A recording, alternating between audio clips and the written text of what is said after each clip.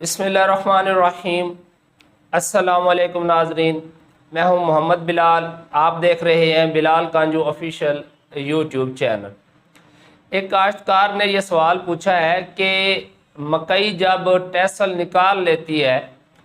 یعنی سمجھ لیں کہ اس کی جو گوب کی حالت ہے، تو اس وقت کیا یوریا کا استعمال کرنا ٹھیک ہے؟ کیونکہ گندم میں تو کہا جاتا ہے کہ جتنا جلدی ہو نائٹروجنی کھاد کا استعمال مکمل کر لیں، بعد میں وہ فصل کے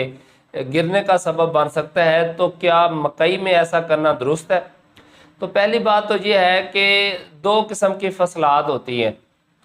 ایک ایسی ہوتی ہیں جو پہلے اپنی تمام بڑھوتری مکمل کرتی ہیں، اس کے بعد ان کے اوپر پھول آتے ہیں اور جو ریپروڈکشن کا عمل ہوتا ہے یعنی بیج بنانے کا، یہ عمل ان کے اندر شروع ہوتا ہے۔ ان فصلات کو ہم کہتے ہیں ڈٹرمینیٹ گروتھ والی فصلات۔ اچھا، کچھ ایسی ہوتی ہیں جو ساتھ ساتھ گروتھ بھی کرتی رہتی ہے، نشو و نما بھی کرتی رہتی ہے، اور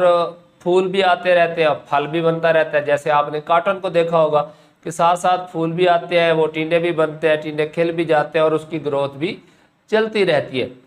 تو عموماً یہی ہوتا ہے کہ جن کی گروتھ انڈیٹرمینیٹ ہو، یعنی پھول بھی آتے رہیں اور پھل میں کنورٹ ہوتے رہیں، تو ان میں تو کسی بھی وقت جو ہے وہ نائٹروجنی کھاد کا استعمال کیا جا سکتا ہے۔ لیکن جو ایک دفعہ پہلے اپنی ویجیٹیٹو گروتھ پوری کر لیں اور پھر جا کے فلاورنگ پر آئے، تو ان میں کوشش ہوتی ہے کہ گوب کی حالت پر آنے سے پہلے پہلے نائٹروجنی کھاد ختم کر لی جائے۔ لیکن اگر ہم مکئی کی بات کریں تو اس کی نائٹروجن کی ریکوائرمنٹ بھی زیادہ ہے، اور اس کے اوپر جب ٹیسل آ جاتا ہے تو اس کے بعد اس نے مزید بڑھوتری نہیں کرنی، یعنی اس کی لمبائی میں کوئی زیادہ اضافہ نہیں ہوگا، تو آپ یوریا کھاد استعمال کر سکتے ہیں۔ مگر کیونکہ ٹیسلنگ کے بعد جب نر اور مادہ کا ملاپ ہوگا، پھر چھلی کے اندر دانہ بنے گا، اس دانے کی بھرائی ہوگی،